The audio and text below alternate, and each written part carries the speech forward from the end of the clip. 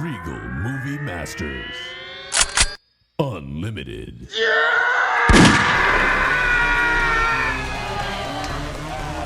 This is the Regal Movie Masters Unlimited podcast where we indiscriminately watch every goddamn movie that comes out at the local theaters.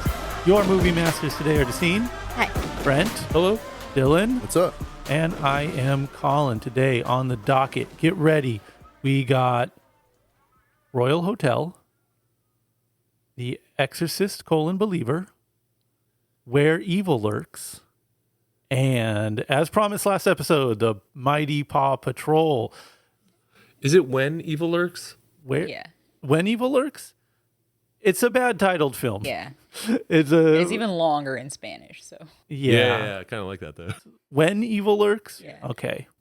And those are the four movies we're talking about today. We are leading with an email we received. And if you're right now frothing at the mouth and you're like, I wish I had an email that I could have led with, well, I have great news. You have an opportunity to do just that. If you email moviemasters760@gmail.com, moviemasters760@gmail.com, you too may have your question read, just like our listener Fracka. He has a question, and I love this question. I'm happy to receive this question. I'm now happy to share it with the rest of you.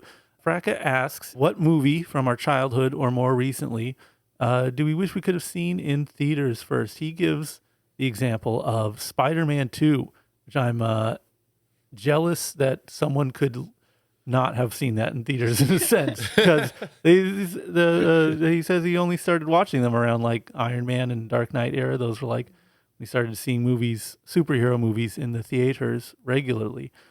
So this is a very, very rare in life that I get to have like clout over someone, but I can say I did see the entire Spider-Man trilogy in theaters. I don't think I did. You know, you were missing out. I saw 3 a lot. Spider-Man 3? Yeah, because it wasn't memed that it was like a bad movie at the time. And like, you know, the culture in general around Spider-Man 3 wasn't where it is now, where like as soon as a trailer comes out, everyone's just like, sucks, lame, don't care. Were you convinced maybe you missed something? That's why you kept going back? I mean, I liked it. Okay, cool. I presently like, and I past tense liked that movie. I just thought it was really cool. Like there's like a redemption story with the Sandman. There's like a lot to really like about that movie. I think it's a little, I disagree with the hate that it received, but because, you know, we lived in a different time and I could form my own opinion about this movie. Yeah. I think at that point, the novelty of going to theaters, there's a point where a guilty pleasure becomes like, you know what, fuck it, I'm in. And that was like around the time I was like, you know what's fun?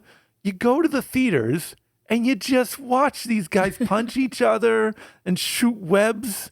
They got the Fantastic Four. They got a Ghost Rider. You just go to watch these movies. It's fine. And from like early on, I was an early adopter of just going to watch. I'm probably part of the problem of why we're in this situation where we are now culturally, where there's too many of these movies coming out. Because I was like, dude, just go watch a superhero movie if it's in theaters. So I have my I would say stripes, but it's webs for having seen. But my question is, Yes. So you've seen 1 and 2 before. Yeah. Did you see them multiple times, or you just saw 3 in theaters multiple times? Like I said, I think by the time 3 happened, I was like, okay, there's a thing called a comic book movie, and it fucking rocks. Yeah, so you sold you. And I'm in. And so I'm going to like go regularly. But I think before that, it was just like, oh, that was fun. Oh, that was Okay. cool. Oh, Hulk, that was pretty cool. Fighting an abomination, that's rad. Yeah, okay. You know, but like, yeah, around the time of Spider-Man 3 was, not that was the movie that switched it for me, but I was like, all right, this is just fun and silly. And I'm not going to pretend to feel bad about it anymore or apologize for liking these dumb movies. I also had one friend who would go to see them with me. And he was like, dude, Saturday, what are we doing?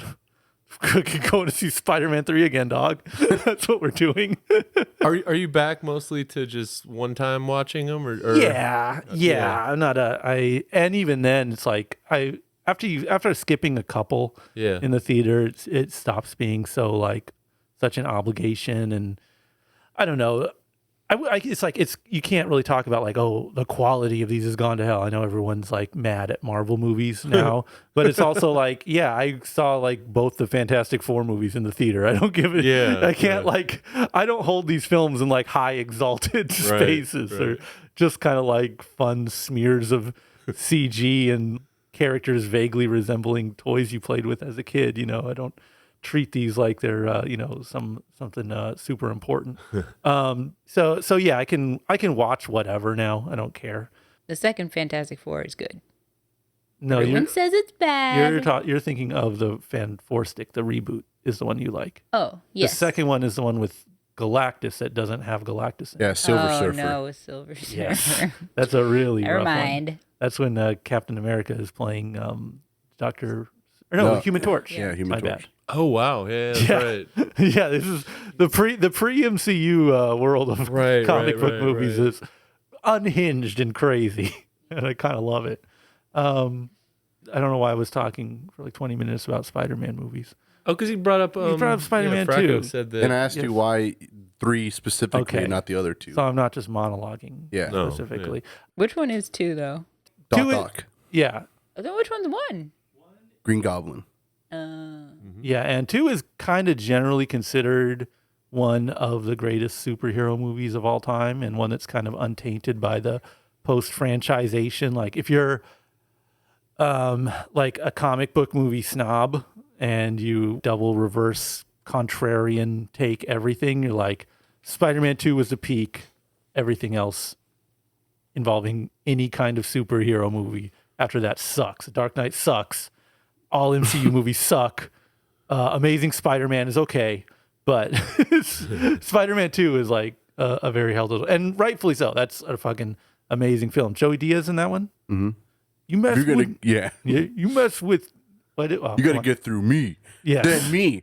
And me. Okay. Fucking pushes them all to the side. Fucking Doc Ock, motherfuckers. That's not a problem. I was thinking about this question, and I don't know about in its time. Like if I'm trying to think of like current, I'm just saying like movies I would like to see in theaters ultimately. And if I could see them like for the first time with fresh eyes, it would be really cool. And I'm really into watching horror movies right now, of course. So that's what first comes to mind. Mm-hmm. And like Wicker Man, I've never seen in theaters, and I would really like to, because it's such like a slow burn film. I think I could pay attention to it better. But I think my somewhat deep cut answer be Hellraiser 2, because that's also a very convoluted fucking movie. Mm-hmm. And the more I see it as an adult, the more I understand it. But there's, you just start to zone out and it's like, all right, yeah, cool. We're in hell. This is awesome looking. All right. Wait, who's that? Wait, So I think if I could watch Hellraiser 2 in the theater, I would really enjoy it / have enjoyed it. I don't know if I would have been ready for Hellraiser 2 when it came out originally, but if I could see it right now, I would really like to watch Hellraiser 2 Hellbound in the theater. I have like a basic answer, I guess. If we're talking about going to the time period when it came out, it would be Exorcist, of course. Like, I want to know if people really were freaking out about it, because I kind of read a couple of things that were saying people were freaking out about this new one, and obviously I don't believe it. Yeah. So I think that it was a bunch of marketing. Yeah, it's hard to trust stuff in the current day, when there is, the internet and social media. I don't marketing. believe that it was even like that in the 70s when the original one came out, but I'd like to be there and see. I think, isn't there footage of like movie theaters at that time? Like The Exorcist is out. That's like a big like news thing. I have not Like seen outside the pictures theaters, of people like after they've seen it, but I saw like pictures. People are like lined up down the street to go watch it. But maybe I saw something where there's like some lady like coming out and she's like fanning herself. But I haven't seen anyone like pass out or whatever. Also, she could have been hamming it up for the camera. Yeah. I think you want to be like Saturday, 2 p.m., like middle of the day, regular kind of crowd. So people aren't feeding off of each other. Yeah, second or third weekend too. Oh, you don't know they're paid actors. Yeah. Crisis Drum up actors. some- Guys, this is scary, right? Whoa. I'm feeling faint. Oh man, that guy's making a good point. I don't feel good either. It's working. People are going to talk about this for like 4 decades. I think I'm going to limit it to, the era in which I could have gone to see movies and I didn't. I think Raising Arizona, just because once my brother and I discovered that on videotape, I mean, we just watched it all the time to the point where we learned almost every line, and we could just sit at dinner annoying our parents, just going through entire scenes. So Raising Arizona, and I don't know if I would have appreciated it at the time it came out. I might have been a little bit too young, but The Game, the Michael Douglas, Sean Penn movie, I still watch that and I marvel at it. I really like it. But I've always enjoyed Raising Arizona from the minute I saw it, and that was only like a couple of years after it came out. So probably Raising Arizona. I'm gonna have to do what Justine did and go back in time.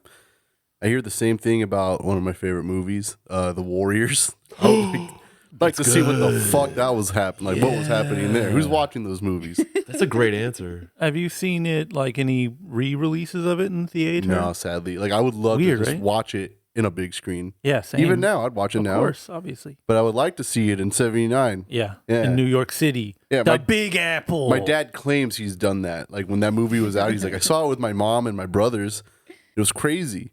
But he didn't tell me, like, because he's in Texas. So I don't think, like, there's big shits going on over there. But the stories I hear is that in New York, in places where there's actual gangs, like, they're, like, in the theater watching these movies. Think your dad was a paid actor, though? In 79? In, like, current year. Just Now? tell him When he you was saw telling me this. when I was 13, Yeah. he was like, yeah, I saw it. There was so many gang activity. Well, here's the thing. Are you a fan of the film? I am. So it worked then. Oh, it did work. See? I got to see the gentrified version of it. Like they did a reunion. I want to say like 10 years ago or so. It was like one of the big round number anniversaries. And at Coney Island, they had all of the actors that were still alive get together. They had like a small con, and then they had a screening of it. So that was. Did they show the special edition with like the comic book? No. Because sadly, that's my first watch, Yeah. and I would just want to watch the OG, which is what Yeah, they showed the OG. I have seen the OG before, Mm-hmm. and I'm not going to tell you how I watched it because Colin is a snitch. But I would like to see the OG in theaters and not the special edition. You wouldn't. I'm sorry. Would you steal a car? I wouldn't. Well, no, I can't steal a Would car. you steal a house? Give me. Where's the deeds? Okay, well then. Where's the deeds? I'd steal a house if you could That's tell Oh, me. I'd why- like to change my answer to Mr. Deeds. I did see Mr. Deeds in theater, so You know, I a can't lot change. of the movies mentioned. There's a festival up in Los Angeles that tends to show them fairly regularly. They, Yeah. I mean, they get together every October. It's called Beyond Fest, and a lot of this stuff that they just showed up there because it doesn't get shown too often in theaters. So yeah, Sadly, I feel like any pleasure I would gain from watching these movies in theater would be counterbalanced by the feeling of having my fingernails ripped out, which is how I feel every time I'm in Los Angeles. yeah. So I'm like, no, I've been to enough Yeah. live events in Los Angeles to know, not even like no shade, no diss. It's just I would rather be tortured to death. Oh, the worst than shit is spend 1 minute in that hellhole. Beyond Fest doesn't really have this as much anymore, but like any Q&A after a movie in Los Angeles is like it's either the best or the worst depending on your perspective in that given moment. I remember one time I went to see The Entertainer with Greg Turkington doing a Q&A afterward. And every Q&A in Los Angeles is like some iteration of, so if you were to give advice to like an aspiring actor, what would it be? And for Greg, he just went, no. That was it. Yeah, you're really selling me on this, I got to say. Yeah. But yeah, so thank you to Fraka for the email. If you have any questions, hit us up at moviemasters760@gmail.com. Let us know if you want your name read on the air, and we will we'll get to it. And while we're plugging things, I'll direct everyone over to our Instagram account at Official Movie Masters. Fun stuff over there. Speaking of fun stuff, Dylan, Yes. what's up first? Oh, well, we got the Royal Hotel. It's a movie about like two U.S. backpackers, Hannah and Liv, and they take a job on a remote Australian pub, for some extra cash and are confronted with a bunch of what you would call unruly locals. And then the situation grows rapidly out of their control. That's what happened. That's what I got from that film. Okay. Yeah. What do you think of it? I thought, I don't know. I thought it was fine. At least it happened in one spot. I guess they don't. They leave at some point. Right. They'll say, yeah, they started a cruise and then they run out of money and they're like, we got to work. Yeah, but it mostly happens in that scary haunted hotel. Spooky hotel. Yeah. Like ghosts. No, those weren't ghosts. Those are just like regular. Like, Those are just snakes. that's true. Snakes and people. You saw a remix version where there were ghosts. But no, I thought it was fine. Like I really can't think of anything negative other than like it's not as heart racing as I thought it would be. I thought they did a good job with the heart racing part, like the tension. A lot in of it. tension and unease in a good way, I think. Yeah. Yeah, I mean, I think it's safe to call this a thriller, Yeah. Yeah. but I don't know. I was kind of trying to mull over why I felt overall like dissatisfied with it, and overwhelmingly, I just feel like I'm being tricked in a sense because I think, okay, how you do this, how this movie would conventionally go. Well, it's just Hostel. You show people who are traveling and they're like, oh, we're in this place and there's a sense of unease and there's a sense of danger. And then you realize that danger and unease is because it's part of a human trafficking ring or they're cannibals or the hills have eyes. You know, it's like rural creeps. It's kind of a rural creep thing, right? Yeah. Granted, they're in Australia, which is kind of a whole nation of rural creeps. Yeah. And they're just like, you know, they're working folks. They were a mine? Yeah, it was a Miners? mine. Yeah. So, and this is maybe just an aside or a personal thing, but it really doesn't work for me when Hollywood makes like just manual laborers the bad guys. If they are, they have to be like really bad or like, you know, be involved in something nefarious. But this movie is just like it's a mining town. So You it's said all it yourself, though. dudes. Australians. Yeah, for sure. But it's like, I don't know. It just feels inherently like, what do they call it? Punching down, right? Where you're like, you are a Hollywood filmmaker. Okay. You're successful. You're college educated, etc. The This one, though, filmmakers. wasn't this an entirely Australian production? Or is it the director, what's her name, Kitty? Is Yeah. she American? No, well, she lives in America now, but she was from Australia. Oh, okay. And I kind of looked into it because I didn't want to be like, oh, Yeah, these I know. fucking Yeah. ivory tower pricks, and then it's like, Yeah. yeah, she's a fucking whatever. But no, her dad owns a bar growing up, so it's like, Oh, I don't know. I'm sure there's something to be said there, and she did. she's working some things out. Yeah, she did some traveling. She did like a documentary on the Femin movement over in the Ukraine and Eastern Europe, like 10 years ago. So she's Yeah. not- so okay, so I'll give you that you've been through some stuff, but it's still like, I don't know. I don't like to see Hollywood people essentially making fun of working class people, like treating them as caricatures. And granted, they're the bad guys in this movie. I think like even our protagonists weren't well developed, especially the Liv character. Yeah. I think that might be part of why you felt dissatisfied. And also like the ending, I was sitting next to you and I kind of remember feeling the same, or like kind of feeling the same energy where I was just kind of like, oh, all right. Yeah. I mean, you have to have some kind of, it's a whole lot of nothing, because it is a lot of sizzle and no steak. Because again, I will credit where credit's due. Like, there is a sense of unease. You feel how Definitely unsafe there. Yeah. that the girls working at this bar feel.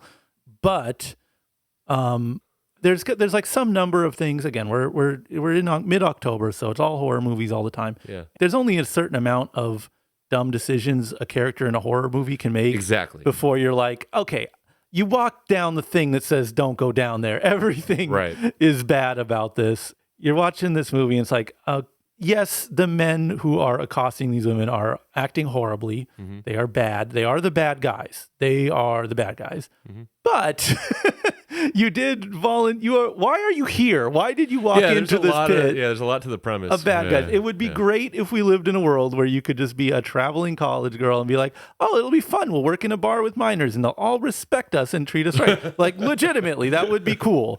But that's not like the world we live in, and you, the viewer, know that. So you see them walking into this den of vipers that's clearly labeled, this is a den of vipers. Yeah. And then they walk in and there's snakes everywhere. They're like, we're gonna tough it out. And you're like, Yeah. bro, no.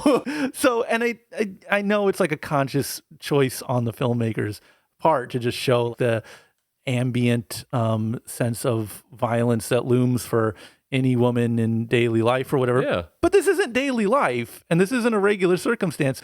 And another way you would do this movie is, you would show like a struggling working mom and she needs to stay in this job and the job sucks, but There you you go. understand why she needs to stay in it. And it's just an illustration of how someone in that situation has to be there. But it's like, we are not given enough backstory on these characters to know why they are doing this vacation, traveling, ill-prepared, without money, so that they have to put themselves in these situations. One of the girls is even like, oh yeah, I'm like I like graduated college, I'm a business major. So it's like, so you could be doing anything. You're going to be great. Why are you electing to do this? And then, for weeks. yeah, and again, I'm not unaware of this idea of victim blaming that's going on here, but that's not this movie. That's not the parameters of this movie. Is like, oh, they just are poor and innocent and in this unfortunate situation. No, they're dumb. And at some point in any film, under any circumstances, when you see enough dumb decisions being made, you're like, I don't care about you. I think the part where they lost me is there's a point where the owner of the bar, and I guess it's maybe his wife, but like, the owner gets injured, has to go to the hospital. I think I'll call her the wife. Decides that she's going to drive him, but says, hey, I left money for you in the till. You know what I mean? Like, there's money for the booze delivery guy. I'm out of here. I'm done with this shit. Right. And then I think after that, like one of the guys from the cruise comes by. It's like, okay, just get in the car and leave. Like, just go. You have the money. Yeah. Your goal was to work this job for the money. The money's in the till. She told you it's yours. You have a guy that's coming to ostensibly pick you up. Well, they had to wait 2 days after that point for a bus, was the premise. But then she gets the guy to come out, right? I think he's just out. And even still, even if I were to buy the fact that you need to wait 2 days for a bus to come, lock those doors, stay inside. You have the money. Instead, they kind of throw a rager. Right. And obviously things go south. And it's I don't know. It's just, again, the tone is well done. It's well constructed, but I just feel like it's missing some kind of crucial foundational elements necessary for me to care. Is that fair to say? I realized while I was watching this that one of my least favorite genres of film is people just on vacation. Yeah. Here's some girls. They're drinking wine on a lounge chair. I don't care. Right. I'm not friends with them and I'm not there. Why am I spending 20 minutes watching them do stupid stuff? Just privileged people just hanging out on screen. No, but they're poor. They're so poor. They're not They're even backpacking. poor. Yeah. They're so poor. I 100, like, legitimately, I don't understand this movie. What I mean by that is, why are they there? Because they're on vacation. Yeah, but they didn't run out of money completely. They just want more money. But they were on a cruise, and then all of a sudden they're at like some, I don't know, like temp agency? Yeah. What but the in hell? Australia, and they're not Australian. So how are they getting work in Australia? All right. Well, I'm glad you asked. It was like a work program where you could travel and work, but the only work that they would really give girls was working behind a bar. And it is based on a documentary, which is a real event. And they were actually Finnish, which is kind of amusing to me that there's two Finnish girls. Because when I think of Finland, I think of like the most bland, humorless people on the planet. When I think of Australians, I think of like the Tasmanian devil. So that just makes it funnier to think about like, God blimey, you love you, yarga. And then so she's, oh, okay, I will procure you an alcoholic beverage. And so it makes that contrast even funny. I haven't seen the documentary. Again, I read up on this. So it was real. And the two girls in the real life, they got robbed. So they did not have any money. They could not continue their journey. So they went to this work for travel thing, which was in place. Why not do that in the movie? Well, yeah, that's what I'm kind of saying is they didn't really give you any because without that, then it just seems like, why are you here? And even then, and like, I don't know if this sounds bougie or what, but if you're like, let's just go travel and then you get robbed, like you should, if you're electing to go travel like that, have someone you can call back home, like an emergency thing set up. And if you don't, then that I think constitutes a dumb decision. Right. Because in real life that this is based on, these girls go to work at this place, these two Finnish girls, and the things that transpire in the movie more or less happen to them, just like the constant leering and, probably some stuff that would have been grosser to actually film. And one of them like had diabetes and had to go to the hospital. And like, can you imagine if that happened in this movie? Yeah. So it does happen. And that program did exist. It stopped existing probably because of the stuff that happened in life. But they were traveling in Australia. Yeah. And Australia had a program where they'd be like, oh, you need Yeah. some money? We'll give you a These temp girls thing. were on a cruise, Right. and then all of a sudden, they're in this office trying to get a job in Australia, Yeah. and it makes no sense. I think I would believe it more if it said based on a true story before the movie started. Yeah, it said based on a documentary. Oh, after. based on a documentary. Yeah, at the end. And they didn't burn it down at the end. I don't think that was a fun twist in this movie. That kind of- ended somehow, right? That was her working that out. Yeah. Like, fuck you. Yeah. In all fairness, yeah, I could see it as being a kind of catharsis on the filmmaker's part, Yeah. which respect and everything, but it also kind of, yeah, I don't know. I'm with you. I don't care about you traveling. And if you're traveling and poor, you should be tough and smart. And if you're traveling and rich, Go home. then go home. So this isn't That's a good way of putting it. Yeah. a case where it's like, again, I have only horror on the brain. I'm sorry, folks. Haunted house. Oh my God, our house is haunted and we live here. That sucks. This bad thing is happening to us and we're at the place we're supposed to be. When someone is at some place they're not supposed to be and don't need to be, and something as bad is happening to them, I feel like it makes them far less sympathetic characters just based on like decisions. I mean, again, as there was like moments where they are given personality and stuff, there was some development as far as characters. I don't feel like they were one note per se, or they were particularly dislikable. But when you do dumb shit constantly and the whole premise is dumb and everything is dumb, I can't care despite whatever craft is put into the film.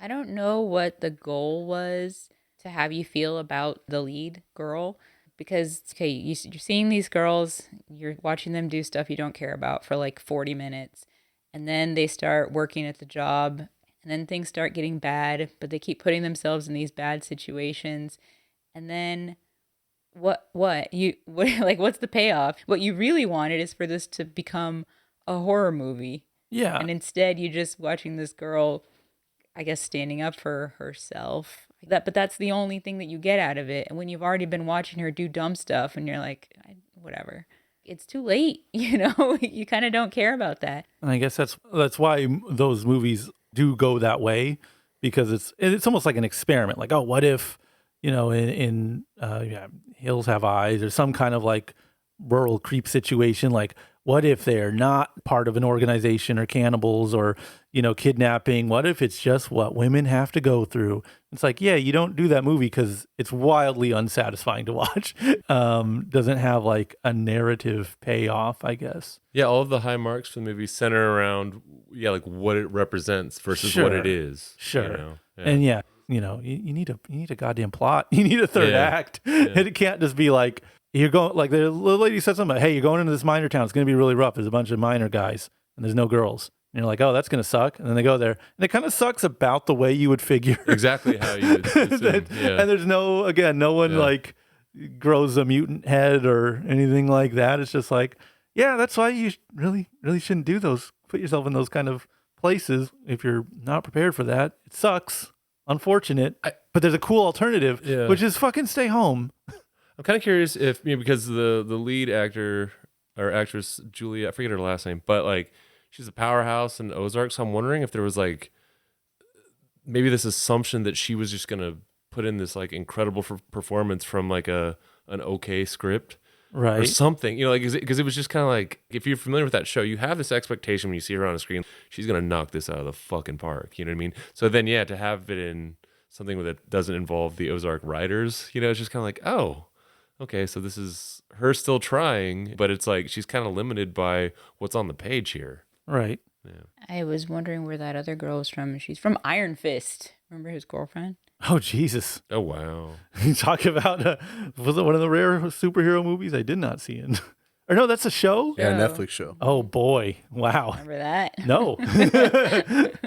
Okay. Have we done enough on this? I did like it. Yeah. I just didn't get I don't know. In my head, I thought it was going to be a serial killer thing. And that was my whole my whole mindset after he goes up to the stairs and she's like, "Oh shit," and that was it. But I was like, "Oh, he's just an asshole." But lots of inconsistencies. I did like the movie though. I just didn't get. Maybe I'm just like just tough guyed out. I'm just buff and big and not scared of anyone else really. So I'm just like, oh, just punch him, dude. Yeah. Fucking beat the shit out of that guy. Sock that fool up. Who gives a fuck? How He's I like drunk coming down the hallway. Tell him to leave. yeah, fucking front kick him down the stairs. Yeah, Call him exactly. a bitch. That could Push have been him done. down. That's just how that's how I watch movies. Fucking beat the shit out of Jason. Who gives a fuck? You guys aren't even trying. Yeah. The Terminator's He's just a just fucking walking. robot. Walk up to him and beat the shit out of him. Try. That's how I watch these films. Any movie, really. Just aim at PAW Patrol. Yeah, my Just walk up to him and punch him in the face. Yeah, My Big Fat Greek Wedding. Dude, there's a guy outside your window. Get the fuck out there and beat the shit out of him. Hey, Yeah, saw you back call him. there. Where the fuck are you? Call him out. Do it. Put up your brother. Yeah. Anyway, I did like the film. I would have just done different. Me personally, I would have just done Yeah. the thing differently. But You would have made a movie. no, I meant like I would have just Had a fought story. fought men. You know, there were several times when I was like, oh, is it going to go this way? And then I was let down. Yeah. One of the first ones is when, so they finally get there and then the lady picks them up and she's like, oh, I have all my papers for whatever, and our health insurance. And she's like, whatever, get in the car. And I was like, oh, she's not even the person they're supposed to be Of meeting course. there. Yeah. No. It's like a thought experiment. Again, it's like, what if all of those things in movies that happen that you would constitute plot, what if you just take them out? Yeah, it's probably not a good thing if you're rewriting the movie while you're watching it. Yeah. Well, in lieu of a movie, you have to sort of invent these things, or in lieu of plot or whatever. I don't know. I'm sick of shitting on this movie. Royal Hotel? Yeah, The Royal Hotel. The Royal Hotel. Are we checking in or are we going to check out? Don't check in. I don't think this is a good movie. There's some rewarding elements to it, but you can also have those rewarding elements in movies that have plots and stories and stuff. And this is just a little unnecessary in my book. Don't check in. Burn it down.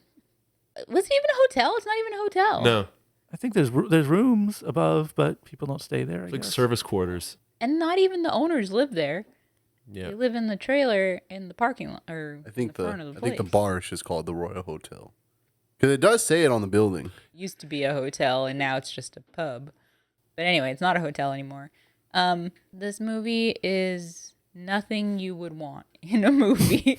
It is like parts of movies you might be interested in. If you're like an A24 teen and you want to see kids on vacation looking at each other lovingly at a swimming hole, then this has that. But then it also has other stuff that you wouldn't want. It's also very boring. It's like an hour and a half, and I felt like I was there for forever. Do you feel like you should thank the director for showing the plight that women go through every day? You know, as a woman Yes. who goes through plight You're welcome. every day, You're welcome. You're welcome. On behalf of the director, you're welcome for telling your story. yeah, thank you. Now I know not to go on a cruise and spend all my money on alcohol and then go work in a mining town at a bar where I've never worked before. Okay, so then it worked. You know, good job. Yeah. It's weird. It's like I definitely bagged on it and shit on it here, but I remember enjoying the build while it was happening. It just didn't pay off, and then there was just like character issues that I didn't really like. I mean, like they didn't develop a lot of the characters. So if you are gonna check in, have the expectations of like an hourly hotel. You're not getting great service, and you might get some kind of communicable disease. There are some positives to it, but it doesn't stick the landing. I'm gonna check in. I'm gonna hang out. I'm gonna lend my lighter that has some big old biddies on there. Bazongas. Yeah, and be like, hey, I'm a miner, bro. Can you say that in an Australian accent, please? Which one? Though everything you just said. Oh. Hey, I'm a miner. I don't know how to fucking do that. How do you say miner in Australia? Miner. Miner? You fucking cunt. I'm a you have to- fucking You have to miner. be screaming, but it's like 4 a.m. over here, and there's a baby next door. A little baby. Yeah, little Keep fucking it Joey, safe mate. from the dingoes. There was was a cool. kangaroo. There was a Yeah, kangaroo. there was a kangaroo that they was were sick. begging for one kangaroo, and they showed up. In all fairness, Then went away. would do the same. I do like whenever they show gas station bathrooms, the keys are always like, Comically large. oh, and it just comes with bullshit attached. Yeah. That's it. Because I think in that other one, Of an Age, Yeah. when they go to a bathroom, don't they have something like that? Or am I just thinking of a Oh different man, movie? you might be right. I don't remember. I could be thinking of another thing. What's up next, Dylan? Oh, well, we got the Exorcist Believer, or what you called it earlier, Exorcist : Believer. Is there a colon? Yeah.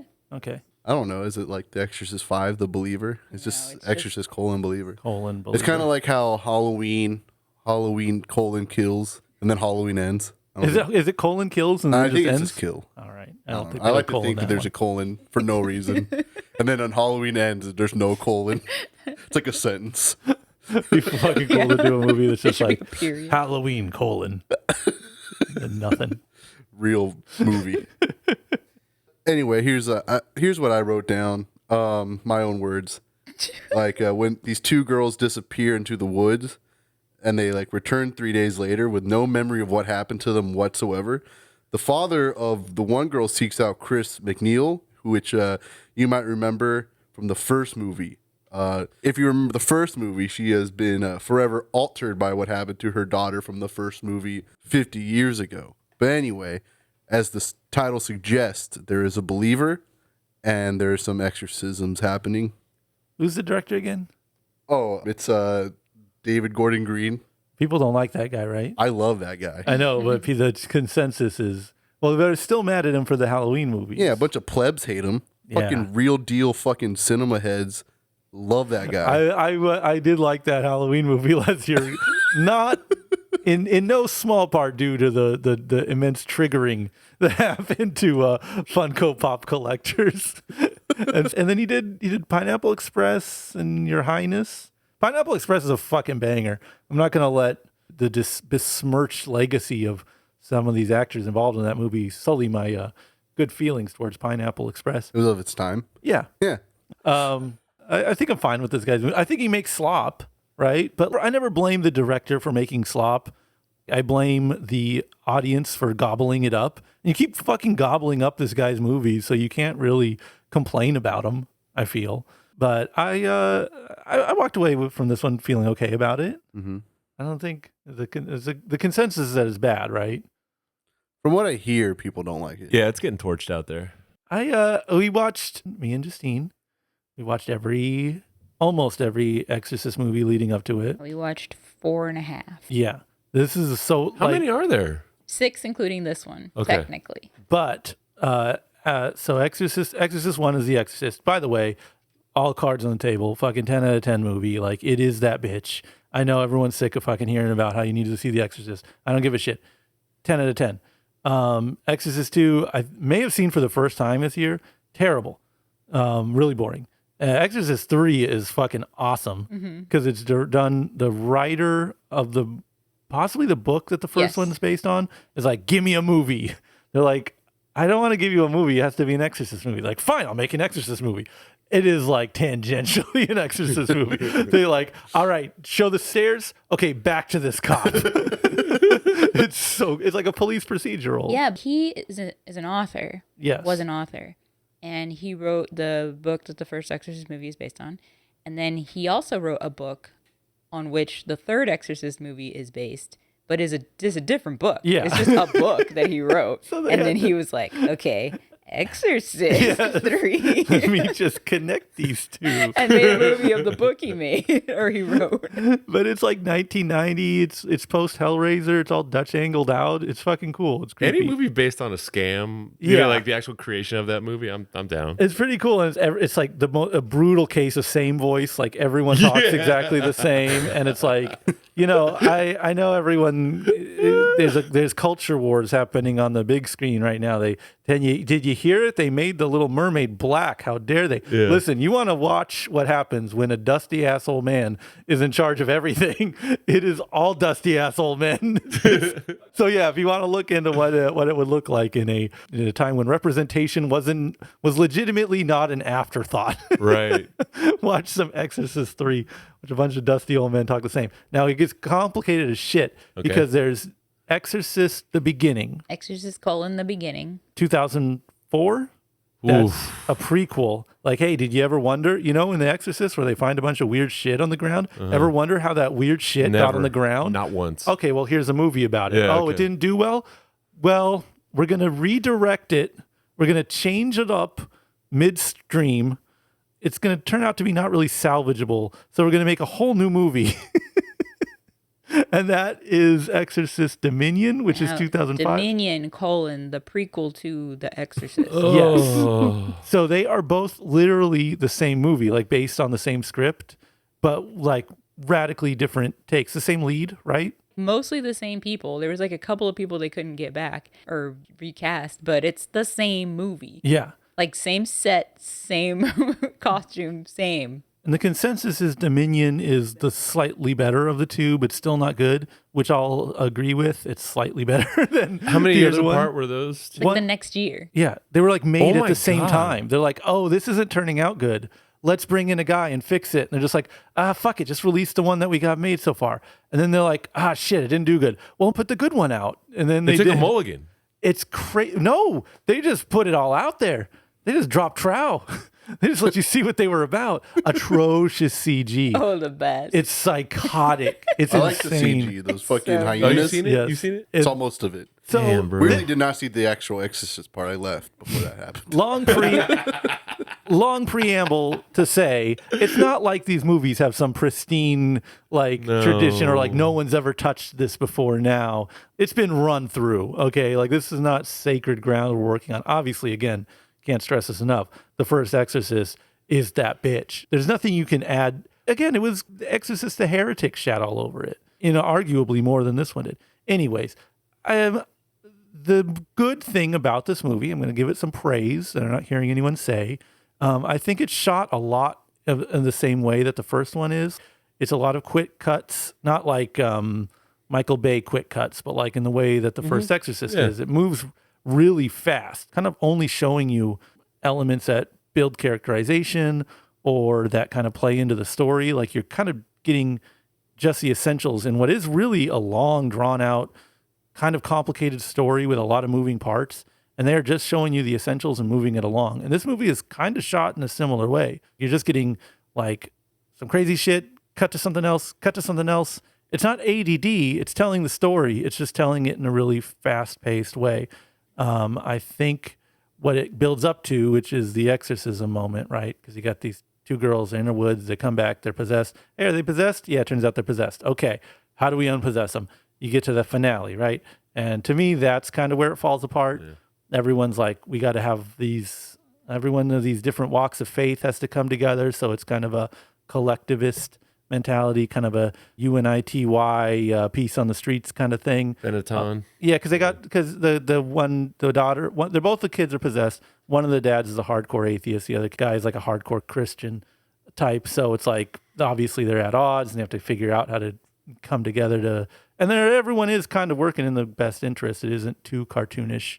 Like, don't you bring that voodoo around me. They don't really bother with that. Everyone's kind of like, yeah, what the fuck do? We got to get this guy. Yeah, we'll try everything. Let's throw everything at the fucking wall, let's bro. go. Bring Let's that lady go. with the sage, whatever. Get her. So yeah, it's a good message, I think, about like kind of people working together for the greater good. And at some point, though, the rubber needs to hit the road, and you need to show me some crazy shit. And you can't show me throwing up the green pea soup. You can't show me that. You can't show me head spinning around. We got to see some new stuff. Yeah. When you do all the legwork, and they did a lot of legwork. They built it up. They got us to a point where it's like, and now you show us the demons acting all crazy because you kind of have to do that. And I feel like they kind of shat the bed there. I don't feel like it was really like visceral or didn't really get disgusted. Yeah, or whatever it needed to be, it wasn't. And eventually, really, technically, they don't exorcise them because the demons are like, you have to choose between one of us. One of us goes to hell and one of us is going to live. And everyone's like, fuck that. We're working together. And it's like, all right, cool. And then, of course, like the conservative dad, he's got to be the bad guy, right? He's like, I choose my daughter. And they're like, ha, ha, ha, you fool. Spoilers. kind of assumed something like that would happen. They don't really do the power of Christ compels you bit, and then they get zapped out. On one hand, there's like kind of a bit of hope in the terms of like, oh, everyone's going to work together for the common good, but it's kind of a dark, cynical ending, right? Yeah. I texted Colin like the day after because I had to like really sleep with it. Mm-hmm. And I was like, God damn. Like, in the movie, so that girl dies. And like the way they showed you is like she ends up in the place that she was trying to summon all these ghosts or whatever, spirits. She's like, Mom, I choose you. That gets dragged down like by like in the water, like by demons or some shit. And you're just like, oh, she literally goes to hell. That sucks. This like fucking 11-year-old dies and then goes to hell. She wasn't even trying to talk to anybody. Yeah, The other girl was trying to talk to her mom. Yeah. And it wasn't shocking or anything. I was more like bummed. Yeah, okay. I was like, damn, that's like a bummer for that girl, dude. That sucks. Well, yeah, Yeah. the way you would do it is you'd show the demon getting her and she's dragging to hell, and then they do like one last round of power of Christ compels you or whatever arc they need to go through, or the guy who didn't believe starts believing and that resurrects the daughter. There's like something like that you could do, but they don't do that. Yeah, she just dies and they show you getting dragged to hell. And I'll give you, in the first movie, you know, the legacy of which this is based on, the actual Exorcist dies. You know, you don't get to see like the hero triumph over Pazuzu in that one. The first one does have some pretty dark elements, but Linda Blair lives like full on. In fact, she's still alive in this film. Yeah. Wah, wah, wah. But also, in the first one, she's a child, so they would have killed like a, 14-year-old? Yeah. It would have been fucking crazy. But in this one, they kill like a middle schooler. Like legit, she dies. And dies and goes to hell. Hell is real, and your daughter is there because she messed around with some like seance shit. Yeah. And oopsie, you didn't pray hard enough, and now You didn't get baptized. Ha ha. It's You fucked up. You fucked up. But but they show that the girl that lives was already blessed she's before birth. She's doing fine. Yeah. It's yeah, and I'll give something else I remember noticing in the movie, that David Gordon Green guy. Yeah. Based on the Halloween movie that I saw, the last one. He does a good job with like suburban exploration, like the kids, they go into the woods and they find this weird little spot, and it's like he must have just spent a lot of time just roaming around as a kid. Yeah, and, I think he lived in Virginia with Danny McBride and stuff, like kind of like where I lived for a while. So yeah, that's what you would do. Yeah, and so it's like it's kind of cool to see someone convey that feeling on screen. And you got that in Halloween. He's lurking under the sewers and just riding his. Doesn't he ride a bike in that one or some shit, or does he walk everywhere? He's all over the town. So that's something of his movies that I like. But yeah, I guess he's not afraid to go dark on the endings. But I don't know that makes for a better movie at all. I realize he kills a fucking 4-year-old in that one. Oh yeah. Or You're in a 6-year-old. David Gordon Green movie. Yeah, and you're a little kid. Yeah, you're in trouble. Watch out. Yeah, just read the script. You're not coming back for the next installment. I dislike this movie, I think. All full I dislike? think I dislike it. It's unfortunate because I agreed at the beginning, like the setup and stuff is pretty cool. The girls look great. Yeah, when they get in demon Yeah, form. when they're in demon form. But a lot of it is not good. Like Ellen Burstyn's character, Reagan's mom, comes back and does like a 7-minute monologue. Like the entire part where there's the exorcism happening. It's cool in the first movie because you're like witnessing the exorcism. You're seeing them fight the demon. In this one, they're just there's not any fighting. You don't feel like there's no demon that they are directly talking to. Well, all the crazy stuff that the demon does in the first movie happens when they're exercising him, or most of it. So that's how you balance it out. Reagan, when the exorcist gets there, has already been freaking out and doing weird Yeah, stuff. but she's puking at him and head turning around. Yeah, but that's all not when they're during the exorcism. Yeah. He's like talking to her. During the exorcism, they're she's like scoping it out. levitating and she's all like out of it. And Still stuff. crazy stuff happening. Yes, crazy stuff. Bad. But they're interacting and Right. he's like getting to know the demon. In this one, it's like there's no demon that they're talking to. They're just like don't be possessed anymore. Who are you talking to? You know, Right. you have Wait, no. I would assume that, yeah, because that's kind of like what makes the first one so good, or part of it. So there's just no interaction whatsoever with the actual demon and the exorcist.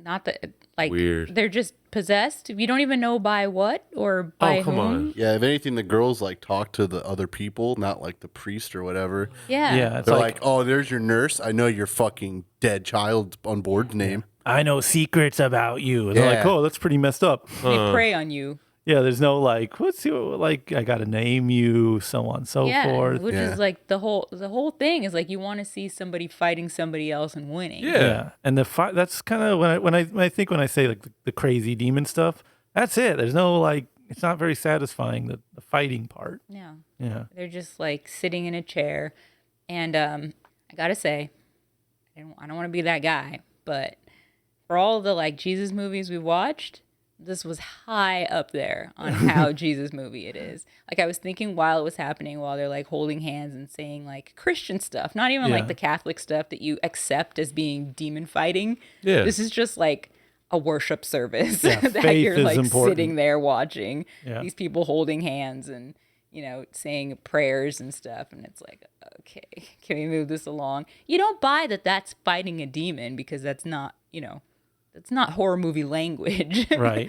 And I also was optimistic because suddenly they bring in this, like, I forgot what she calls herself, but an alternative religion person. Right. She brings in, yeah, like herbs and things from the earth and stuff. And she's kind of a more, I don't know, spiritual Yeah. rather than a strictly religious person. And I'm like, oh, are they going to do that? Or like, Yeah. Bring out some voodoo dolls and yeah, shit. and like, you know, something different where it's like, this is a different kind of demon, or, you know, that Yeah. stuff doesn't work, or you guys don't believe enough, or something like that. And so when they bring them all together, and I was like, oh, is it her magic that's going to win out? No. Priest comes in. They're like, oh, thank goodness the priest is here. He's going to fix it all. And then he doesn't. But Yeah. like everyone, I don't know. I don't know who wins. Who are we supposed to see as like being the thing that triumphs over? Because nothing does. You just have to sit through these people praying and stuff for like an hour, and then it doesn't even go anywhere. And by the movie's own rules, they don't win. Yeah, so all you've done is sit there and listen to people pray and not get to watch the girls do anything crazy because they're strapped down to a chair. I feel like we're talking about the same movie we just were talking about, where it's like, yeah, you didn't have a movie, you didn't really have a satisfying closer here. Yeah, I was disappointed. I actually had pretty high hopes because I hate watching trailers and actively Right, tried right. to avoid them, but we ended up seeing one. And I was like, you know what? That looks kind of creepy. That's kind of exciting. I remember a degree of optimism. Yeah. For you heading into it. For Yeah. the trailer and the posters and stuff, it was really disappointing to me. So overall, does the power of Christ compel you to go to the theater? Or does the power of Christ compel you to stay home and just rewatch the classic OG? I despite my best self, I did like the movie to some extent, or enough to not regret watching it. I wouldn't call it bad, but I know it is. I got a sense of a good movie out of it, but I know it's a piece of shit. And I'm not going to be like contrarian enough to be like, no, it's actually good. But I did enjoy it, and I feel kind of bad about it. I'm sorry. It's the season, you know? I won't. The power of Christ compels me to go to watch it. I don't think the power of Christ will compel you. No. And you know what? Like, you walk the walk, because like you told me, you said, hey, look, man, because I had some other engagements. Like, I could only see a limited amount of movies this weekend. You said, listen, I enjoyed it. You probably won't. And you were honest about it. So I said, okay, then I'm going to prioritize these other two. Yeah. Right. Well, the power of Christ does not compel me. This movie does not know my true name. Mm. So I'm going to go hang out with Pazuzu and them. We're having a good time. The old school fool. Yeah. And this movie, where is this one rank? Number 1, obviously number 1. Number Yes. 3, obviously number 2. Right. Oh, I thought you were saying this was number one. I was like, so the other ones suck. I don't. What? I have this above number 2. I have this. Oh, yeah, but 2 is at the bottom. Okay, yeah. Yeah. And then So it's 1, 3, 5. 1, 3 believer. Oh, you think this one? Yeah, I would say 1, 3, Believer, Heretic, Dominion, Beginning. Wow, that's messed up. Dominion. It's 1, 3, Dominion, this one, 'Cause then Beginning, and then Heretic. you just like those CGI jackals. I like that Dang. authoritative tone that Hyena. she took over your ass right there. You were wrong. This is the order. The Heretic over the Dominion? Oh, wait. No, Heretic's at the bottom. Okay, never mind. Dominion is third. It's so mean to put those weird prequels above Heretic, I know. but I would rather be fantastically stupid than just kind of boring. Yeah. The power of Christ will compel me to go watch the film. I thought the girls were good. I thought the makeup stuff was good. Especially, I had to like look it up because I thought they were going to show more of it, but they didn't. When they were like in the sewer and they were like all white faced out, Yeah. screaming, and that was like their Pazuzu cut screen. I had to just look at it and be like, damn, that's good. Kind of wish they looked like that, but they, put it upside down, cross carved into the Yeah. girl's head. That's fine.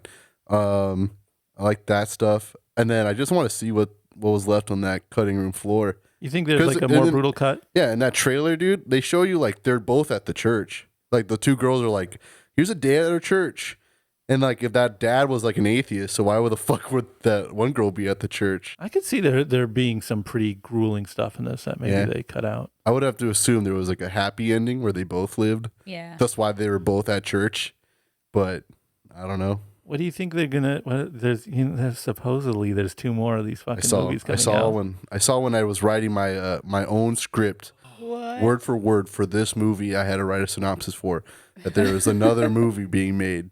I don't It was know like Exorcist the yeah. hunter and then Exorcist the killer. Exorcist ends. I mean, fucking maybe, maybe I'd watch movie. I don't care. Obviously, If, yeah, if I'll it's go all watch- David Allen Green movie, I'll fucking You're watch right. it. Yeah, get David will Allen say- Green to make these movies. David Allen Green Fuck instead yeah. of David Allen Greer. Yeah, I fucking was it Greer? Yes, David Gordon Allen Green is who. What's the This, director name? this one's David Gordon Green, and then David Allen Greer is in Living what's- Color. David Orange Green. Yeah. That guy's really good. I want him to be in there. I was fucking shocked once I saw Danny McBride's name popped up. Yeah. Because I didn't like do any research or beforehand.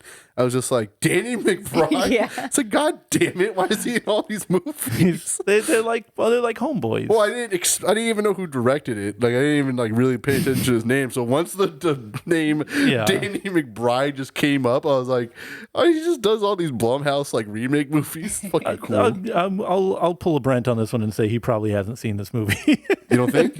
No, I think he's just homeboys with the guy. They have like a Yeah, they have a production production team company. together. Oh. Yeah. But I don't think he's like, here's what you need to do, dude. Every fucking Exorcist movie that goes on to live, not this one. Boom, she goes to hell. That's Danny McBride. That's my Kenny Powers if you haven't seen that show in Eastbound like and 10 Down. years. I will say, when that trailer for Thanksgiving came on, and I seen that trailer like a million times, I did not realize Eli Roth's name was attached to it. Yeah.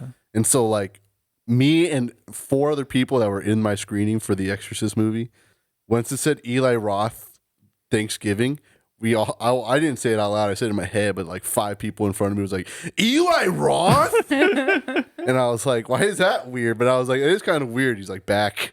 Do people not remember that this was like a trailer? Yeah, it was in the Grindhouse? Planet Terror movies. Yeah. But when that trailer came, I was like, oh, they're really making that fucking movie? I never remember that it's Eli Yeah, Roth yeah, that yeah. did that trailer. Yeah. I just assumed it was Rob Zombie or something. Yeah. Eli Roth is coming back around, I guess. There's this animated series that just came out on. You can Hulu. watch it on Hulu and something else. It's called Fright Crew with a K. Crew. It's like a horror thing. That's an Eli Roth thing too. I was very surprised to see Yeah, 'cause that. he's like the hostile guy. He's Yeah. like crazy, brutal thing, and he's doing like a Scooby Doo kind of cartoon show. Yeah, for kids. He loves horror, bro. It's like his He's- thing. Yeah, but for little kids, like sure you grew up on Scooby-Doo. straight-faced. I don't know. It's fine. Yeah. Is it good? More satisfying than probably that movie's gonna be. Thanksgiving? Yeah. I mean, I'm just happy to see, there's a killer on the loose. Well, hold up. There was already There is like a Thanksgiving horror movie about these like pilgrims that come to this house and start murdering the family. It's pretty awesome. I forget what the name of it is though. Oh well. It's probably called Thanksgiving. Yeah, I don't think you can really copyright it. Turkey Day. Yeah. So what else is on the docket, Dylan? Well, this is for you three, because you got to tell me more about this film. I did not watch it. But what I heard from the trailer when I watched it, I guess it's like based in a remote village. Two brothers find like a demon-infected man, it looks like in the trailer, just about to give birth to evil itself, I figure. They decide to get rid of the man, but like I guess they merely succeed in helping him to deliver the inferno. And it's in Spanish. Is that why you didn't watch it? Is because it's in Spanish? No, That's what you said. I don't know if you were joking or not. No, I did not watch it, but not because it's in Spanish. That'd be really I would funny. watch subtitles, but sometimes if there's like too much happening on screen and I'm forced to kind of read something at the same time, my brain like immediately starts reading. I was I'm smitten with this film. Me too. Yeah, it's in Argentina. It's like rural Argentina that this happens. I know it's like the laziest comparison in the world, but it feels very Romero-esque. I'd say not just because there's like, a plague of quasi-zombies, but it deals with a world in which these like infected creatures kind of spread, and they have very specific sets of rules, and it's also like deeply cynical. And that's all, Romero staples, like the parts of Romero that people who say they're influenced by Romero never pay attention to, you know what I mean? Yeah. And so this has like that feel in a more of an authentic way than I know of anyone else to take up. I think you could argue that any horror master that's ever made a great classic horror movie could appreciate this. You go back to Hitchcock and you'd go, this slaps. Yeah, and and it's like, I don't know, has its like the way they play by the rules in terms of like it's not zombies. No. There's like these things they call rotten. You don't really know where they come from. You kind of don't know how to kill them. You know how to like not mess it up for yourself. There's like guidelines. Seven rules. Yeah. But even those are not like ironclad. They're kind of more folklore than science. And like the movie starts and you are in this world, and it's not like crazy zombie apocalypse. It's like, oh shit, we got one of those guys that turns into some big thing. And we talked about, characters making dumb decisions when you stop caring about them earlier this episode. One guy's like, oh shit, we got one of those guys. We need to get the fuck out of here. Let's go. Yeah. And does what you, the viewer, are like screaming at everyone to do in this movie. Yeah, every adult in this movie makes adult decisions. Yes. Yeah. Quickly. The entire time.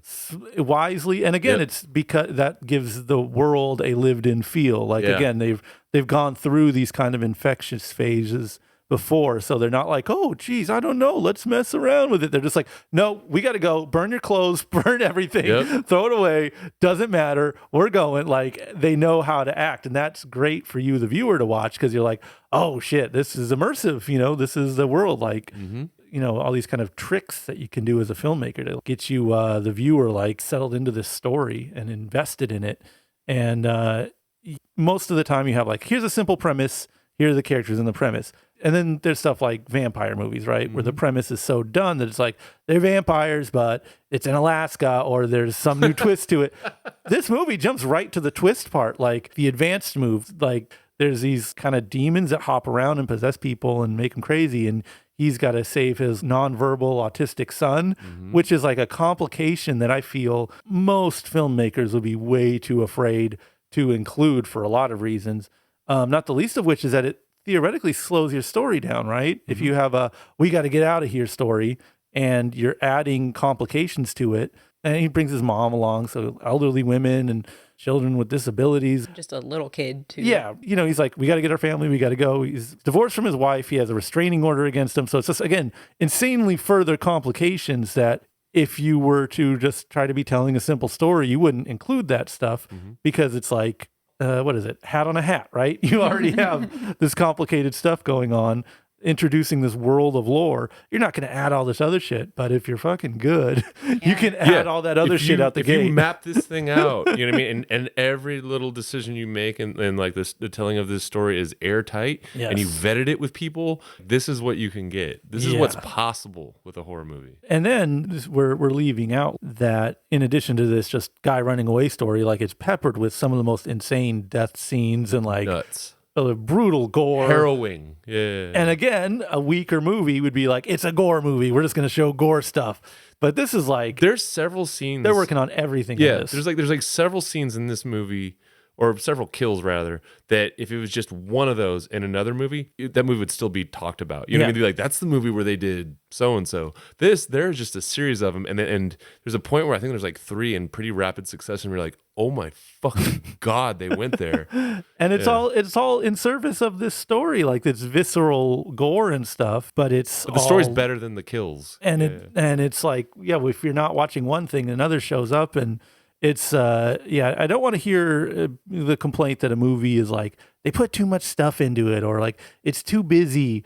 No, they just didn't do it well. Because this movie has a lot happening. But it's all servicing this greater story, and it's all leading to a place. And I was really taken aback with it. You were saying about like where you want to see the people on screen do what you would want to do, because there's all these human elements, those added complications and things. You see the people on screen as human people. You're like, yeah, he has a baby mama, and she's giving him pushback on he's trying to do this. That's just what would happen. You know? He's saying a plague is happening. She's saying, you're lying. Yeah. Why wouldn't she? It's so cool because it's like, this is the real world. Mm. They've already established that there's precedent for this. There are experts that are supposed to come out and clean these people up and stuff. And everything about it just feels like a real world. And so it's extra harrowing when you're seeing all these people, or the brothers anyway, act right, do their best, living their real lives, and this crazy stuff is happening. Like, that's how it would be so scary. You get to kind of feel like they might feel where they are just trying to live their lives, and this is just the horrifying world that they live in. It is really existential dread, like just like seeping like in every frame. It's really cool. There's movies that you just kind of feel like they make you feel claustrophobic. Yeah. Like there's no way that you'll be able to win this. And it kind of has that vibe. Yeah, and it's the dark, cynical ending. You're not like, why would you do that? You're like, fuck, they did that. All right. This is how this story is told. And they did there's like a little breadcrumb trail leading to that the entire time. Yeah, it's not uncalled for. You're right. It's done with craft, so you're just like, damn. I saw what they were setting up, and it went there, but the journey to get there didn't go the way I thought it would necessarily. I mean, I knew some horrible, terrible things were going to happen, and they did. But they just combined so many things that you've seen in other horror movies, but they did it seamlessly. Like even like the brood of children, right? Like it could have been another movie, but it works within this universe too.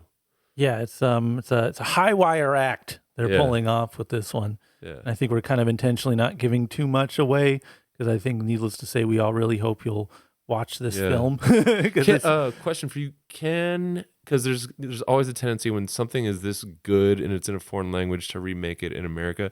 Can American studios remake this effectively? No, because then it just becomes. They'll remake. Every time I see a good foreign movie, I'm like, oh, they're going to remake it, and I think they will.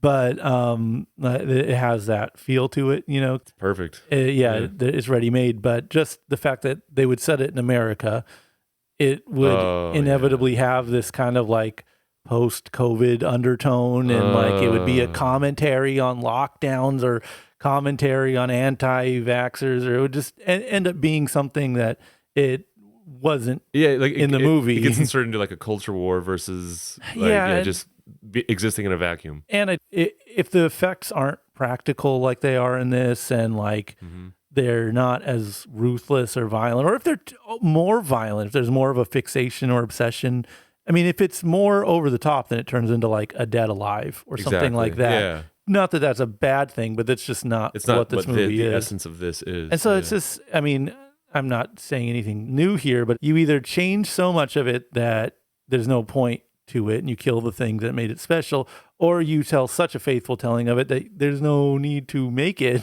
So I don't know. I would hope that it doesn't happen just because it's like kind of shitting on something that's actually pretty unique. But Yeah. I They don't, did. There was one. Let the Right One In. It was kind of like the. I think it might have been a Finnish film, like the vampire movie. Like they remade it here, and the remake was okay, but I still prefer the original. Yeah. So that's why I asked the question. But yeah, I mean, I would kind of hate to see it remade. I would like if there was a way for like a remake to draw more eyes onto this original film. Great, fine, whatever. But I don't know. I think you're right. It might. Yeah, then you just confuse. It ends up confusing people, and whatever. People will do whatever makes it money, and including sequels and prequels and all that bullshit. And I don't know. It's like it's almost like seeing like we're watching Evil Dead in 1982, and it's like, whoa, my God, that's so cool. And they could make a bunch of these. This could wind up running into the ground, or they could never do anything with it. And it kind of doesn't matter because you have this one like really unique, special kind of thing. So it's fine. It's crystalline. But yeah, hopefully they don't kind of besmirch it because it's a really unique and interesting watch. And I think the foreign element maybe gives it like a false air of highbrowness to it that maybe attracts the kind of audience that isn't just going to want a bunch of Funko Pops based on it. The people that love the original Shining will also love this. There's a little bit of a thread in there. Yeah, I mean, it's like, there's exploding bodies and like total gore and stuff, but there's some fancy looking shit in here. It's art house enough. I think so too. The way it was shot, like even like when they had the camera mounted on the car, it's very simple to do, but like they thought of it. Yeah, like I said, it just felt like a completely mapped out universe and a completely mapped out film where it's like, we covered everything that could potentially be a flaw for this. Yeah, well thought out and intentional. What do you have? We got some recency bias here, but you have this or Talk to Me. Talk to Me. I thought about that on the drive over here because I just got out of the theater and I thought Talk to Me couldn't be topped for this year, but I think this did it. I feel way more confident saying this is an instant classic than I did Talk to Me, because Talk to Me, I think you kind of got to like give it some time, see how people really respond to it. This, I think anybody that's ever enjoyed a horror movie in any capacity will immediately watch this and go, oh, this makes me feel the same way I felt watching this movie or that movie. But I think it also like introduces a lot of new things, or it feels fresh, it feels new, while also conjuring everything that you love about the genre. Christine, where do you have it at your power ranking, horror movie power ranking of this year? Yeah, this one or I assume it's this one or Talk to Me. But do you have another proper horror film holstered that? The Nun 2, Insidious, Red Door, Boogeyman. Yeah, I'd say this one is like first with a pretty wide margin. Yeah. I mean, Talk to Me was good. I was impressed by it. I was pleasantly surprised, but it is still, a teen horror movie. Yeah, it is. Does have that? It's like a very timely. It's very, very Gen Z, very right now. Whereas this one, it's just also nicer to see grown folk running around. Yeah. One of the things that you were saying about like remaking this, well, I just think it's annoying to remake something and just to put it in English. I think remaking something was a foreign movie only makes sense if you're adapting it to be better understood for like a Western audience, let's say, than like an Eastern film or something. Yeah, because there's like a regional maybe like tradition or something like that, or a cultural thing that we wouldn't necessarily lock into. Yeah, something that doesn't translate quite the same way, like not just like putting subtitles that would make it make more sense. This movie also, I don't think it needs that. And there's not that much dialogue. Like, it's a pretty quiet movie, and usually when crazy stuff is happening, you don't need to be reading what is happening. But yeah, I don't think that you would need to. You can read during those parts. It's not that much.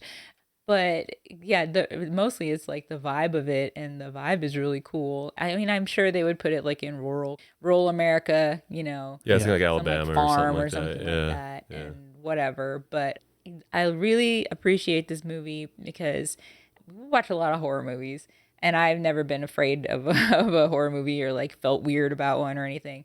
But I love when movies like this just kind of unsettled or just kind of unsettling. And it's like, oh, I'm very glad you did all this. Like, so many people wouldn't have done it or would overdo it or something. This is like so tastefully done, Yeah. which is a funny term to use for When people are getting their guts strewn about the place. For as ridiculous as some of it is, but it doesn't come off as being silly like a Saw, all not this at all. stuff. It comes off as being horrifying in this terrible world they live in. There was like 100% like just brain rocked effect in my showing. I think it was about 7-8 people. The entire credits ran. People were just still sitting there in the dark, like completely silent. Like somebody finally went, like exhaled and then stood up and walked out. Then everybody was like, "Oh, okay, yeah, we got to leave the theater." And one other thing before we move on, a developing through line in the horror movies that we tend to have like a really strong affinity toward. Attention to detail in terms of flies. This one had flies in it, you know what I mean, around dead bodies and such. As a small moment, but it was a nice touch. I was like, I'm in. So when evil lurks, I think is a bad name for the movie, but me gusta or no bueno. I'm gonna say me gusta. It's a fine film, obviously. Yeah, for sure. And I don't think that the language is a barrier. And I really like the brothers too. Yeah. Like they're cool characters. And I just think that that's a cool dynamic, and I like them together. Very good. It seems to be playing, is it just at our theater? I don't know. It's It opened playing a in little the wider. theater. Yeah, So it opened wider. I think it's on Shudder, or it's a Shudder movie. Yeah, I think So if it might be on Shudder because my friend that doesn't really go to the movie theater said he saw it last night. So I think it must be on Shudder too. Don't be afraid to watch this movie. As high as I can rank a movie in general this year, I'm giving it to this one because it's something else. If you appreciate that genre, this is essential. Dylan, cue us up for the closer, the big one, the one that matters, the number one movie at the Blockbuster office called Paw Patrol, big mighty movie. Okay. Is that what it's called? Because I the accidentally Mighty wrote. Movie. I think my my autocorrect says Big instead of the. no. It says Paw Patrol Magical. And I don't think it meant to do. I think it's just Paw Patrol the mighty Mighty movie. Movie. movie. Well, Colin, I like to base off again these movies we rattled off today. Exorcist, The Royal Hotel, Evil Lurk. If they're not first place like Paw Patrol is, they're not good movies. Gives a shit, dude. Hard to argue logic. They're not good. Second place isn't first. What's the real Royal Hotel? Where's that at? Like 8? Not good. I like the film, sure. Outstanding. It's not Paw Patrol. Sadly, I did not watch this film. I really wanted to, but I could not. For the life of me, the weekends could not get the fucking time to go watch a movie during the showing times. Anyway, Paw Patrol, the mighty movie. The Paw Patrol pups gain superpowers after a meteor strikes Adventure City, right? They live in Adventure City, yes. Yes. And then, however, things take a turn for the worse when Humdinger and a mad scientist steal their powers and turn themselves into supervillains. Did that happen? So the supervillain lady, she meets up with Humdinger in jail. So he's kind of ancillary, but he is part of it. But you all know Humdinger from the Paw Patrol franchise. Yeah, we're all familiar. But as the team springs into action to save the city, Sky soon learns that even the smallest pup can make the biggest difference. Directed by Cal Brunker. I think it's actually Ingmar Bergman. David Lynch. What's the guy you guys like? David Allen Coe. What's that guy's name? David Allen Coe. David. Cronenberg. This is directed by Cronenberg. David Allen Coe. Yeah. Listen, one of the most coherent superhero movies I've seen in a long time. Has plots or what? Yeah. They stick to the beats. I always get frustrated when I see like a Lego movie or something like this, and you're like, yeah, okay, all right. Oh, wait. Those are the superpowers. I got a question then. Yes. The Paw Patrol Mighty Movie or DC Super Pets? I think I like this one more. Damn, okay. And Super Pets wasn't bad. Yeah, but, that's a big thing. So I remember when that trailer, or when we saw that film, you said that was probably the best superhero movie you've seen. I didn't say best. I said most coherent, just because like no, you said that was actually, the best in a long time. You can actually follow what's happening in the movie, just the bare minimum of like storytelling, cogency. And this does have that. Yeah, it's listen, watched it with a theater full of children screaming their fucking heads off. I told them all to shut up. I'm trying to watch. Guys, Liberty is trying to find out what her powers are. Please. Folded hands, intently watching. Tell me what happened. You texted me when it happened, apparently. What was the opener? Oh, yeah. You opened and it's Dora the Explorer, like a short. Oh, yeah. And like I don't know if you know Dora lore, but she's just like, kids, everyone, yell as loud as you can. Swipe or no swiping. I'm like, oh, man, they are priming these fucking kids to scream during this movie, like literally. And they did. I mean, they were like genuinely stoked. Like, no. Yeah. Oh, my favorite. Were they crying? Okay. No, but one time one of them's like, "What happened?" Okay. But my favorite was twice that I remember something would come on screen, and there was this one kid in particular, like, all stoked. Yeah. And then there's like, it's funny because you said that Sky does something, and it reminded me that another thing that happened. Sky does something, and then, yeah, Sky! Yeah. We had some Sky stands in attendance for sure. Were they dressed up as dogs? No. One good joke. They all come out and they're all in like superpowered form. Oh, yeah. And this guy's like, So in the Paw Patrol world, these dogs are like superheroes or like policemen. Yeah, they're just civil servants. They go to everything. There's a fire, Paw Patrol. There's a meteor, Paw Patrol. Fair enough. But now all of a sudden they get powers from the meteor. So they're all new with a new outfits and new accessories. Sorry, parents. Yeah, there's like a newscaster, and he's like, "Wow, look at this! They can do all this new stuff." And And listen, I pre-gamed with some Exo Squad, the shittiest cartoon that no one remembers. But I watched some of that, and I was like, cartoons are best when they are made to sell toys. And I'm watching Paw Patrol. I'm like, oh, this is that. This is a cartoon that's made to sell toys, and it does a good job. So. Fuck your Adventure Time, your regular show. No, sell me a product, goddammit. And this is selling me dogs dressed as superheroes. Dog in a fire truck. Dog in an airplane. Or no, a jet. Airplane? Yeah, Sky flies a jet. Oh, okay. Fair enough. That makes sense. I've heard it. Yeah. So Paw Patrol, the Mighty Movie. But that's it? Do we need to fucking... Yeah, I want to hear more. What happens in the film? Yeah. You said there's a storyline. I mean, what did you like about it? What did I like about it? I just liked that it was it went by quickly. It was like kind of a classic story, It's like the characters got to have an arc. You got to have a bad guy. You got to beat the bad guy. You got to find out what your powers are. You got to work together. You got to make it seem like you can't win, and then you do win by the power of teamwork. Like, it's just a really simple story like that. And those stories are kind of always satisfying, which is why it's confusing when you watch the Loki show on Disney and they're like, we've got to connect the timelines, but the Time Lords were lying the whole time. And now we've got all kinds of timelines. Like, fucking spoilers. Right. I didn't get to see Can we get a goddamn mad scientist to like take their superpowers and then they have to beat them with the power of friendship? Please, can you just tell that kind of story? And we were obviously watching this out of contrition more than anything, and a slight irony, I guess. For the listeners back home, can you explain the word contrition? That's for the listeners. I knew exactly what that meant.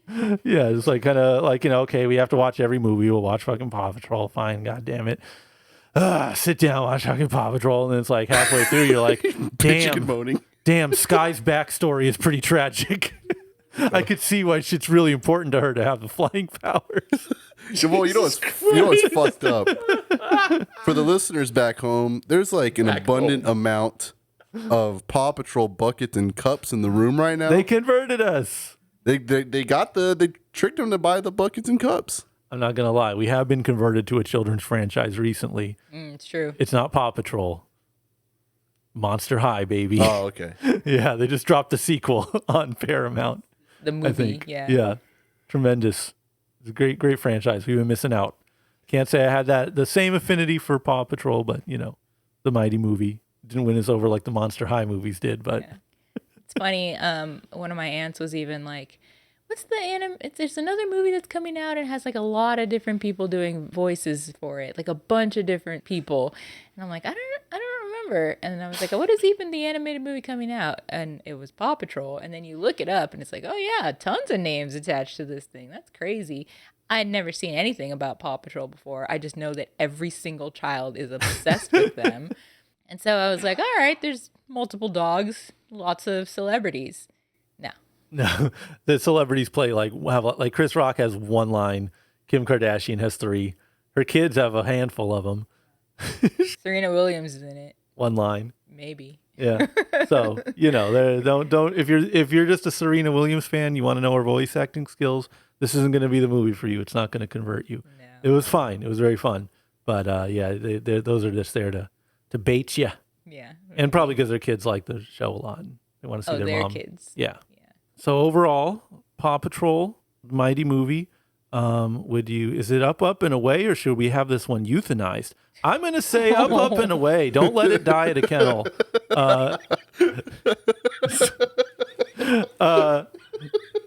Yeah, I don't know. It's actually a surprisingly fine movie. Not as bad as it could be. Not a total slog. Fine.